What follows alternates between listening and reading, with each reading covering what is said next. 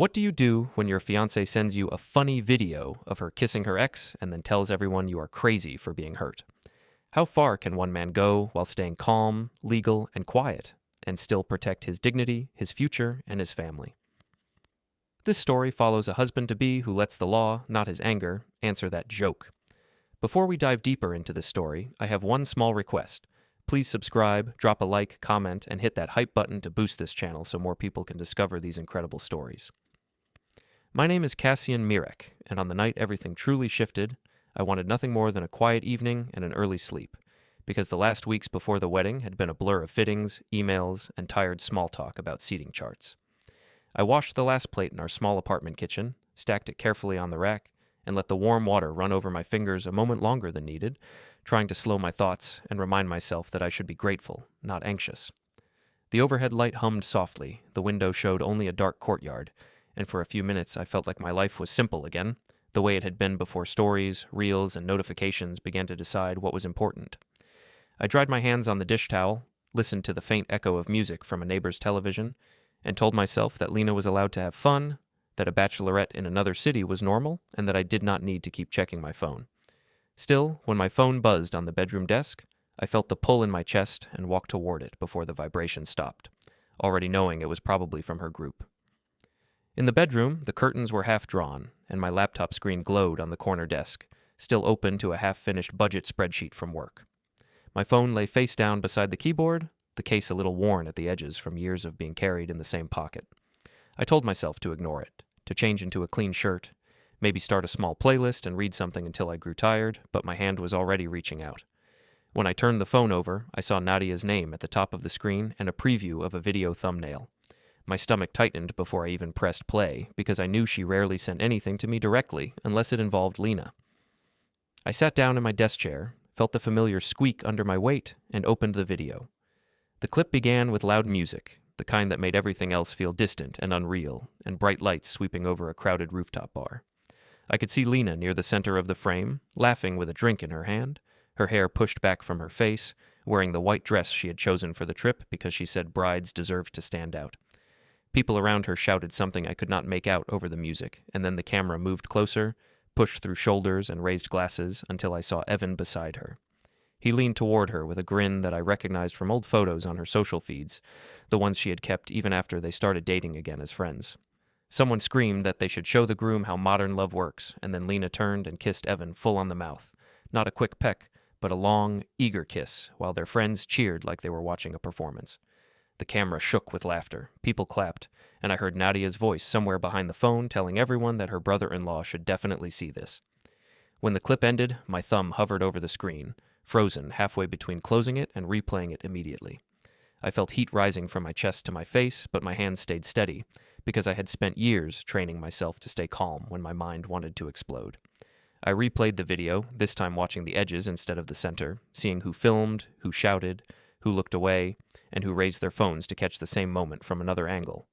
I noticed that Lena never glanced at the camera after she started kissing Evan, as if she had forgotten anyone else existed, as if the rest of the world was an audience and he was the only person on the stage with her. My jaw clenched, but I did not shout, and I did not throw the phone, because I knew none of that would change anything. Messages began arriving almost immediately after the video, each one appearing over the paused frame of the kiss. Nadia wrote that it had only been a dare, and that they were just having harmless fun, telling me that I should not be old-fashioned about games between adults. Another bridesmaid wrote that real men knew how to laugh at such things, and that if I felt uncomfortable, maybe I should loosen up before the wedding. When Lena's message finally arrived, she said she hoped I was not being jealous over something that meant nothing, and that if I loved her, I would not make her feel guilty for enjoying one last wild night. There was no apology in her words, only an assumption that her reality would be the only one that mattered. I stared at the chain of messages and understood that if I tried to explain how deeply it cut me, they would only turn that explanation into more evidence that I was the problem.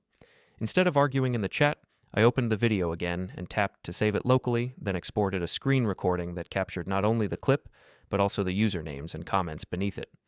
My fingers moved with the same rhythm they used at work when I collected system logs and error codes, and that familiarity calmed me more than any breathing exercise. I transferred the files to a private folder on my phone, then connected the phone to my laptop and copied them again, placing them inside a simple directory without any dramatic name, just a date. While the progress bar moved across the screen, a small calendar reminder appeared in the corner of my laptop display labeled Harborfront 9:30 a.m.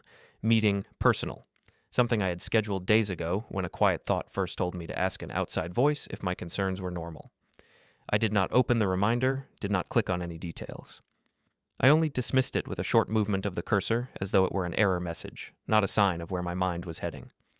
I sat back in my chair and rested both hands on my knees, listening to the noise inside my head. Part of me wanted to call Lena immediately, to demand an explanation, to ask why she thought kissing her ex in front of cheering friends was a harmless joke while our wedding invitation sat printed and stacked on our hallway table. I pictured her on that rooftop, phone in hand, telling everyone that I was overreacting and that it was just modern fun, and I already knew the tone she would use. Another part of me, the part that kept meticulous spreadsheets and saved receipts, understood that if I called now, I would give her a chance to reshape the story before I even understood how far it had spread. That part told me to sit still, to collect first and react later, because explanations that came too early could be edited, deleted, or turned back against me. I turned the phone screen off and set it face down on the desk, then stood and walked back to the kitchen. The apartment felt smaller than before, as if the walls had silently listened to the cheering voices in the video and decided to lean in closer. I poured myself a glass of water, took slow, measured sips, and tried to imagine another version of the same party, one where she had sent a photo of herself laughing with friends instead of pressing her mouth to a man who used to share her bed. That version did not hurt, but it also did not exist. The real one was vibrating quietly on the desk behind me, waiting to be replayed by anyone who had been tagged. A few minutes later, I walked back to the bedroom to put the phone on charge. The laptop had finished copying the files, and the desk looked exactly as it always did, except that now there was a folder holding proof of something I wished I did not know. Just as I reached for the charger cable, the phone lit up again, buzzing against the wood. I looked down without picking it up and saw the lock screen brighten with a notification from Nadia's account. There was a small thumbnail of Lena laughing on the rooftop and a short line of text under it. The platform's standard alert. It told me that Nadia had just tagged me in a story, and the preview said, "Nadia tagged you in a story." The next morning at the office, I told myself I would treat the day like any other, but even before I reached my desk, I could feel the difference in the air around me.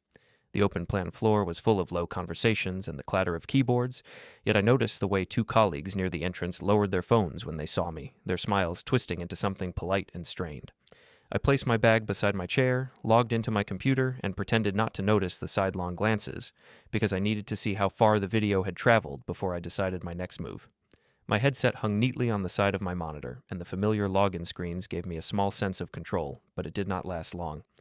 Within the first hour, a coworker from the neighboring row rolled his chair over and mentioned that he had seen a wild Bachelorette clip the night before, one where the bride-to-be kissed her ex in front of everyone while friends screamed and laughed. He said it in a tone that was half amusement and half curiosity, then asked whether that was my fiancée, because the comments under the story hinted that the groom was in the tech department of our company.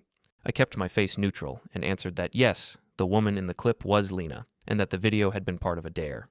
I said I did not wish to discuss it further at work because I had tasks to complete and deadlines to meet. My voice stayed calm, maybe even too calm, and that seemed to confuse him more than any outburst would have, but he eventually nodded and rolled his chair back, leaving his unfinished questions behind. As the morning went on, I noticed more small signs of recognition. A man from the finance section walked past my desk twice, each time looking as if he wanted to say something and then changing his mind. Two people near the windows huddled around a phone, the screen reflecting light on their faces, and one of them whispered my name before they both looked away. The open plan layout, which usually felt like a shared workspace, now felt like a stage where I was the only person not in on a joke. I kept my eyes on my monitor and worked through my usual reports, but my attention was split between the numbers in front of me and the shifting currents of attention around the room.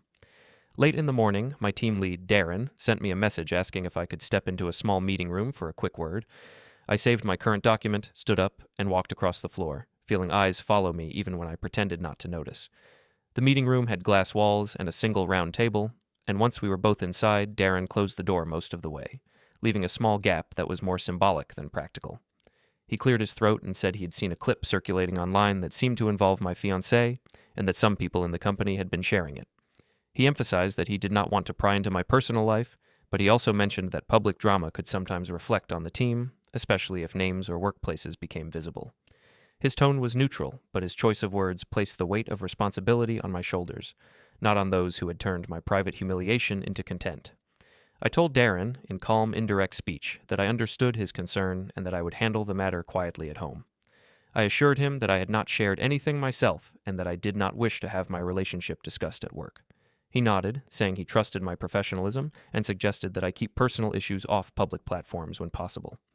He did not mention that someone from his own contacts list had probably reshared the clip, and I did not mention that the video had been recorded and posted without my consent. There was nothing to gain from raising my voice or pointing fingers in that room, not yet. Back at my desk during lunch, I opened a blank spreadsheet and gave it a simple name that meant nothing to anyone else, just a string of letters and numbers. In the first column, I began listing the usernames of accounts that had reshared or commented on the video using only initials or short tags that made sense to me. In the second column, I recorded the date and a short note about where I had seen the activity, whether in a story, a reel, or a comment thread. It looked like any other data collection task, the kind I did every week when analyzing system performance, but this time the system was my own life, and the errors were deliberate choices made by people who found my discomfort entertaining. The act of typing gave me something to hold on to, a reminder that I still had some control over what I knew, even if I could not control what others chose to believe. After work, I took the elevator down to the parking garage, the air cooler and thicker there, smelling faintly of oil and dust. I sat in my car for a few minutes without starting the engine, my hands resting on the steering wheel while my phone lay screen up on my thigh. A missed call notification from a private number stared back at me, along with a voicemail icon. I did not play the message immediately because I had learned that reacting quickly was often a gift to whoever wanted to steer the story. Instead, I looked at the dashboard, the worn keychain hanging from the ignition, and the small sticky note I had stuck inside my wallet earlier that week. It carried two simple words, "Bring forms," written in my neat handwriting, a quiet instruction from an older, calmer part of me that knew this situation might reach a point where feelings were not enough. As I finally started the car, my phone vibrated again, and a calendar alert appeared on the screen. It reminded me of an upcoming event labeled Harborfront 9:30 a.m. Meeting, Personal, the same entry that had flashed on my laptop the night before when I saved the video. I let the alert sit there for a few seconds, then dismissed it with a single tap. Not because it no longer mattered, but because I already knew I would keep that appointment. The reminder was no longer a question. It had become part of the path I was walking, even if no one else knew I was on it. I drove home slowly, watching the city lights pass along the windshield. When I reached the apartment, I parked, locked the car, and walked up the stairs, hearing fragments of other people's evenings in the muffled sounds behind their doors. Inside our place, I placed my keys in the bowl by the entrance, took off my shoes, and moved through the rooms in silence, noting how ordinary everything still looked. Our wedding invitation sat neatly stacked on the hallway table, the photo of us smiling on the front, frozen in a version of reality where nothing like that rooftop kiss had happened. I paused for a moment, then continued into the bedroom to plug in my phone. Just as I set it on the desk, the screen lit with a new notification from a group chat that Lena had created for our ceremony planning. The name of the chat sat at the top, Wedding Squad, followed by a small line of preview text that appeared under it. Before I even picked up the phone, I saw that Lena had mentioned me directly there, telling everyone that I was overreacting to a simple joke and that she might need advice on how to handle a groom who could not take a little fun. The device buzzed again in my hand as more messages poured in, and the last thing I saw before the screen dimmed was the group chat ping from Wedding Squad with my name highlighted in the middle of the growing conversation. The following weekend, Lena told me that some friends wanted to meet for drinks at a rooftop bar in our own city, one of those places with soft lights, high tables, and the illusion that height could somehow separate people from their problems. She said it would be good for us to show everyone that we were fine, that we could laugh about everything, and that I should relax and trust her more. I agreed to go because I wanted to see with my own eyes how she explained the Bachelorette video when I was actually standing beside her and not just watching from a screen. As we took the elevator up, she adjusted her hair in the mirrored wall and joked that I should not look so serious because people would think I was being dragged there against my will. I answered that I was interested to see how the story sounded when told in person, and she rolled her eyes, saying I was starting again with a heavy tone. When the doors opened, music and conversation spilled into the elevator, and she walked ahead with quick steps, greeting people like she had never done anything wrong. Friends waved us over, shouting that the famous groom had finally arrived, making it sound like a punchline more than a welcome. Someone placed a drink in my hand before I could refuse, and another friend looped an arm around Lena's shoulders, pulling her closer to the center of the group. I listened as they retold the Bachelorette story, describing the moment when Evan saved the night by stepping in for a dare, as if my humiliation had been some kind of shared entertainment. Lena laughed along, adding that I had been too quiet afterward, and that she had spent days convincing me not to be old-fashioned about a silly kiss. No one mentioned that she had never tried to understand why it cut so deeply. They were more interested in keeping the mood light and the story amusing. I stood a step behind her, close enough to hear every word, far enough that I could pretend I was simply observing, not participating. Evan arrived a little later, wearing the same easy grin I had seen in old pictures and in the Bachelorette clip. People whistled and joked that the star of the video had joined the room, and he took a mock bow like an actor stepping onto a stage. He clapped me on the shoulder and told me, in indirect speech, not to take things so seriously, saying that Lena loved me and that the kiss was just for fun. His tone was light, but underneath it there was a confidence that bothered me, a comfortable belief that I would accept any line he gave as long as it kept the peace.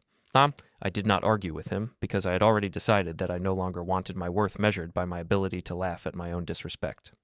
I simply nodded and said that people reveal themselves when they think the camera is on their side, and then I excused myself to place my phone on the table beside our drinks.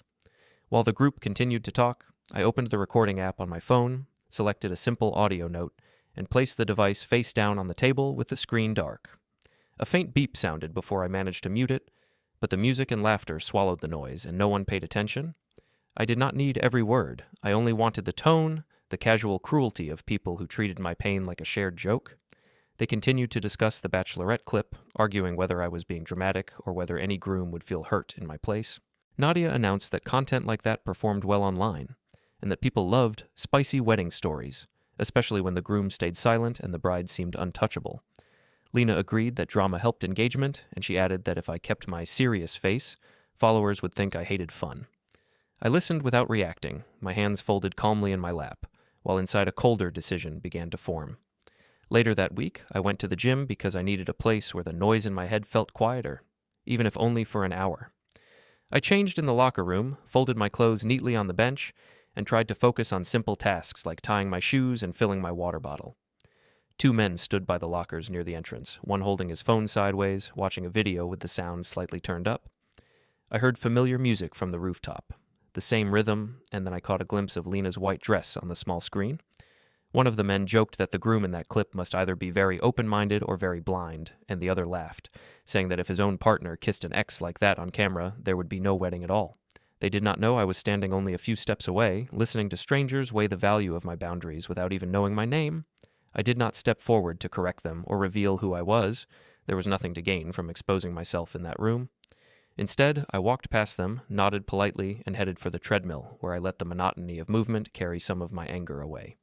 As my feet hit the belt, I thought about how far the clip had spread, how many rooms now contained opinions about a moment where I was not even present. By the time I left the gym, I knew that I could not keep living in a story written by people who only saw me as a prop in Lena's performance. In the parking lot, I sat in my car again, watched the gym entrance in the rearview mirror, and reminded myself that staying calm did not mean doing nothing. Staying calm meant planning a response that did not depend on anyone else's approval. When I unlocked my phone, a notification from the platform suggested a new reel based on my recent views. As it began to autoplay, I saw Lena and Evan's kiss loop again, this time with a caption at the bottom of the screen asking a simple question in bold letters, asking whether anyone would still marry a woman who did this, and the words read, "Would you still marry her?" Time passed, and pressure from both families grew, so we agreed to have a joint dinner at a restaurant to ease the tension. The idea came from Sylvia, who said that it would be wise to gather everyone at one long table and clear any misunderstandings before the wedding. She believed that if people saw us together, smiling and eating, they would forget about the video and move on. I agreed to the dinner because I wanted to see where everyone truly stood, not in private messages, but with their faces visible and their voices heard. The restaurant was already loud when we arrived, full of clinking plates and children's laughter, and our combined families filled a long table near the back. Lena sat near the center beside Nadia, with Sylvia across from them, while my parents, Maris and Anton, took seats at the far end, quiet but present. From the beginning, the conversation kept circling back to the Bachelorette, as if there were no other topic worth discussing. Nadia retold the story of the rooftop kiss with extra flair, exaggerating the cheers and pretending the moment had been some legendary scene that everyone should admire. Several relatives laughed and clapped the table, saying that Lena knew how to keep life interesting and that I was lucky to have a bride who could light up a room. No one asked how I felt about being lit up in that way, though a few glanced at me, waiting to see if I would play my assigned role as the understanding man who accepted everything with a smile. Lena watched my expression closely and joked that I should not look like a funeral guest at my own celebration. When I finally spoke, I kept my voice steady and my words simple. I said that seeing my fiancée kiss her ex in front of cheering friends had hurt me deeply, and that I believed certain lines should not be crossed when two people were about to marry. I explained that trust mattered more to me than viral attention, and that I could not pretend the clip meant nothing. Sylvia responded before Lena could answer, saying that her daughter had always been lively and that I should not try to change her true nature. She claimed that young people like to push boundaries and that I was making a small moment into a heavy burden. An uncle added that any man should feel proud if his partner was desired by others, implying that jealousy was a sign of weakness, not betrayal. The table noise rose and fell, but in every wave of conversation, my concern was twisted into a character flaw. Maris spoke softly from the far end of the table, saying that in her experience, kissing an ex at a pre-wedding event was not standard behavior, and that pain from such actions did not simply vanish because everyone labeled it a joke. Her words were calm, almost gentle, but they cut through the forced cheer around us. Sylvia bristled and suggested that perhaps older people did not understand how modern relationships worked, hinting that my mother and I belonged to another time.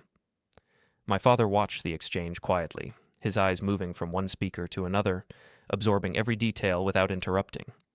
I recognized that same habit in myself and understood, for the first time, how he had survived conflicts without losing himself. Later, when plates were being cleared and desserts offered, I pulled back slightly from the center of the table and let the conversations flow around me like a noisy river. I noticed who repeated the phrase, "just a joke," who avoided meeting my eyes, and who seemed quietly uncomfortable with the way the story was being used to entertain. My cousin on my mother's side gave me a sympathetic look and changed the subject whenever someone tried to push another laugh about the video. My father leaned toward me and said, in indirect speech, that no one could force me to walk down an aisle if I did not want to. His tone carried no pressure, only support, and it stayed with me long after the plates were cleared. The next afternoon, I met Milo at a park where his parents often brought him to play because he had asked if he could see me before the wedding. The playground had a bright slide, swings, and a small climbing frame, while nearby benches faced the trees and the open space. I sat on one of those benches while he ran to the swings, shouting my name each time he wanted me to see how high he could go. After a while, he came back and sat beside me, his short legs not yet reaching the ground. He asked with blunt innocence if the wedding was still happening, because he had heard some adults talking about a video and arguing about whether I should still marry Lena. He wanted to know if people were allowed to kiss others while engaged, or if that meant they did not want to get married anymore. I answered him as honestly as I could without dragging him into the center of our problems. I said that when two people promised to belong to each other, it was usually expected that they would not kiss other people, especially not in front of friends with cameras. I added that adults sometimes tried to cover up uncomfortable truths with jokes, but that did not make the hurt disappear. Milo listened, frowned slightly, and then asked whether I was sad because Lena liked the other man more. I felt the question land like a stone in my chest because it came from a place without drama or performance. I told him that sometimes people made choices without thinking about who they might hurt, and that my sadness came from feeling like a joke instead of a partner. He nodded slowly, then ran back to the playground, leaving me alone with my thoughts and the sound of distant laughter. As I watched him climb and slide, I realized that if I stayed in this situation just to keep everyone comfortable, I would be teaching boys like him that their feelings did not matter as long as the story around them looked exciting. I would be telling the next generation that loyalty could be negotiated away if enough people clapped at the right moment. That realization settled deeper inside me than any argument at a dinner table could. I understood that whatever I chose next would not only shape my own life, but also influence how children like Milo understood love and respect. I decided that I needed to step out of the role Lena had written for me and choose my own path, even if people called me dramatic or old-fashioned. When I left the park and walked back to my car, the sky was starting to turn the pale color that comes before evening, and the air carried a quiet chill. I sat in the driver's seat for a moment, holding my phone in my hand, feeling its weight as if it contained not just messages and clips, but the whole twisted story of our engagement. I unlocked the screen and opened my calendar, scrolling through the upcoming days. Between work meetings and wedding tasks, one entry stood out in clean letters, sitting firmly in the near future. It was labeled Co-working 4:15 p.m., Meeting Personal, the same title I had given it when I first decided that I needed an outside conversation where Lena's laughter could not reach. I stared at the reminder until the minutes icon blinked gently beside it, and I knew that this meeting would not be postponed or dismissed like the earlier ones. The co-working space where Nadia worked had big windows, long shared tables, and carefully placed plants that made everything look casual and modern, as if no one there ever worried about anything more serious than a minor deadline.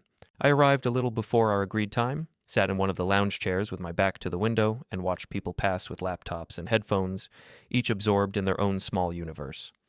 When Nadia walked in, she carried her laptop under one arm and a coffee in her other hand, smiling like this meeting was just another chance to create something new for her feeds. She said she wanted to help smooth things over before the wedding, that we could talk like adults and find a way to stop the drama. I told her I wanted to understand how the footage from the Bachelorette and the rooftop bar had moved from private moments to public content, and how much control Lena and her circle had over those clips. She opened her laptop without hesitation and turned the screen toward me, showing folders labeled with dates, events, and the words engagement content, as if our relationship had always been a project for her channels. She clicked through the files, explaining how she selected the most engaging moments, which filters she used, and how she timed the posts to catch the most views. She said that small controversies kept audiences interested, and that the Bachelorette kiss had given them a spike in interaction, which she considered a good sign for the wedding posts. When I asked who owned the footage legally, she shrugged and said that everyone shared content freely, that no one worried about such details unless money was involved. She insisted that people had already moved on, that only I was keeping the issue alive, and that if I kept bringing it up, followers might decide I hated my own fiancé. I listened, nodding at the right times, but inside I felt something settle and harden, a clear understanding that in her mind and Lena's, my dignity was just another metric, useful only if it made their clips more interesting. I thanked her for showing me everything and told her I appreciated the transparency, then stood to leave before my expression betrayed the shift in my thinking. Back at the apartment, the air felt still, almost heavy, even though the day outside was bright. I went straight to the small study corner in our bedroom, sat at my laptop, and opened a new file structure. I created folders named Home, Auto, Bank, and then 2 more called Archive A and Archive B, all with simple labels that would mean nothing to anyone who glanced over my shoulder. I began pulling digital copies of leases, bank statements, pay slips, and important emails into the relevant folders, scanning any paper documents that had not yet been digitized. The process was slow, but each file I placed felt like a quiet brick in a wall I had never thought I would need to build. The computer chimed softly when a batch of scans finished uploading, and a small notification appeared on the corner of the screen saying that a file had been successfully uploaded to cloud storage. I dismissed the pop-up, but the assurance remained. My life was no longer entirely stored in drawers and boxes that anyone could rummage through. When I finished sorting what I could, I took a small USB stick from a drawer, connected it, and copied the most essential archives onto it. I did not name the drive anything dramatic, just left the default label and noted the date on a small piece of paper, which I folded and placed under the keyboard. After the transfer, I removed the stick, stood, and walked to the hall cabinet where we kept financial folders. I pulled out the thick folder labeled Taxes, lifted the back part of the cover, and taped the USB underneath, then slid the folder back into place. As I closed the desk drawer, I heard the faint sound of Lena's key turning in the front door lock. I locked the drawer with a gentle twist, pocketed the small key, and then walked into the hallway with a neutral expression, greeting her as though my evening had been spent only answering emails. That night, while I prepared tea in the kitchen, Lena brought up my visit with Nadia. She said that her sister told her I had been fishing for reasons to be angry, and that it worried her that I could not let things go. She suggested that if I could not handle one silly kiss and a few jokes, maybe I was not ready for marriage. I told her, in a calm voice, that my issue was not one kiss, but a pattern of disrespect turned into public entertainment at my expense. I added that I was done shouting or pleading, and that from this point on, I would handle everything properly. She asked what I meant by properly, suspicion creeping into her tone, but I did not explain. I simply repeated that I would not yell, I would not call names, and I would not make a scene. I would follow the correct steps, whatever they turned out to be, and I would not be dragged into another round of arguments that left everything unchanged. While we spoke, my phone lay on the counter beside the stove, screen up, and after a moment it lit with a soft vibration. An alarm notification appeared with simple text, paper drop 8:10 a.m., blinking quietly between us, and I watched her eyes flick toward it, then back to my face, as if she sensed something but could not yet name it. On the morning of the courthouse meeting, the plaza outside was bright and busy, full of people who had their own issues, their own appointments, their own silent worries. I arrived early and stood near a low fountain, feeling the steady movement of water and the distant echo of traffic. In my pocket, my phone vibrated with a short message from a number I had saved without a name, the same contact who had walked me through my options in calm, measured terms. The message said simply that service would occur once all parties were present in the lobby, that the necessary documents were ready, and that I only needed to confirm my identity and then step aside. I replied with one word, understood, and slipped the phone back into my pocket, letting my hand fall to my side. I did not pace or rehearse speeches. There was no speech that could compete with ink and signatures. Lena arrived with Nadia and Sylvia, dressed as if she were heading to an important meeting where she expected to win. She greeted me with a quick kiss on the cheek, loud enough to draw a few glances, and said she was glad I had agreed to come. She told her mother, in indirect speech, that I had finally realized we needed official reassurance that everything was fine, that maybe we would talk to someone about my jealousy, maybe sign some papers about the apartment. Sylvia nodded approvingly, saying that it was wise to have things documented, but her idea of documentation did not match mine. Nadia hovered slightly behind them, phone in hand, ready to capture another moment if it turned into content, though she kept the screen dark for now. Inside the courthouse lobby, the ceiling rose high above our heads, and the sound of footsteps and low conversations bounced off the walls. People stood in small clusters or moved quickly from one door to another, carrying folders, bags, or nothing at all. We walked toward a central area where benches lined the walls, and I chose a spot slightly apart from the main path, where I could see both the entrance and one of the side corridors. Lena talked about how strange it felt to be in such a serious building for something as simple as making our future more secure, and she laughed lightly, telling Sylvia that maybe they should record a short clip later about facing fears before marriage. I listened without responding and kept my eyes on the flow of people. A man approached us carrying a neat stack of papers in a folder, his expression professional and contained. He looked first at Lena, then at me, and then he confirmed her full name in a clear voice that carried just enough to be heard by those nearby. When she nodded, confused but still smiling, he handed the envelope to her and stated that she was being served in connection with a petition for dissolution of marriage and related temporary orders. The words hung in the air between the four of us like a sudden drop in temperature.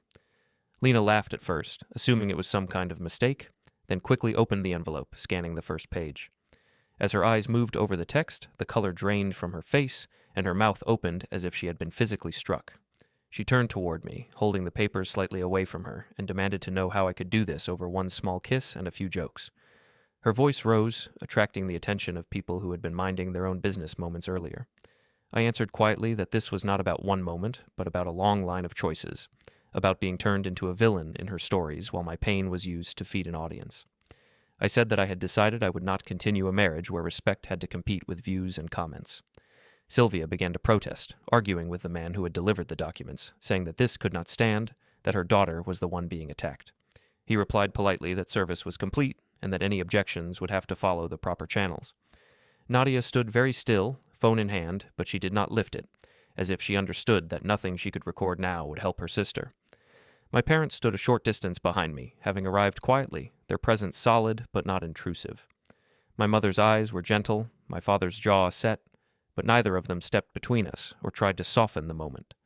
The document said what needed to be said, listing the petition to dissolve the brief marriage, the temporary distribution of financial responsibilities, and the immediate arrangements regarding possession of the apartment.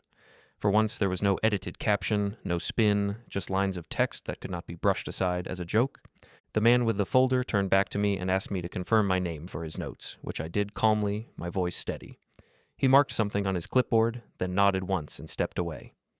Lena called after me as I turned toward the glass doors, her voice sharp with disbelief and outrage, asking how I dared to embarrass her here, in front of strangers. I did not answer, because I had already said enough in rooms where every word was twisted. As I walked out into the plaza, the sounds of the lobby faded behind me, replaced by the hum of the city and the splash of the fountain. The papers remained in her hands, not in mine, and for the first time since that rooftop video had flashed on my phone, I felt the story shift out of her control and into something solid, cold, and final.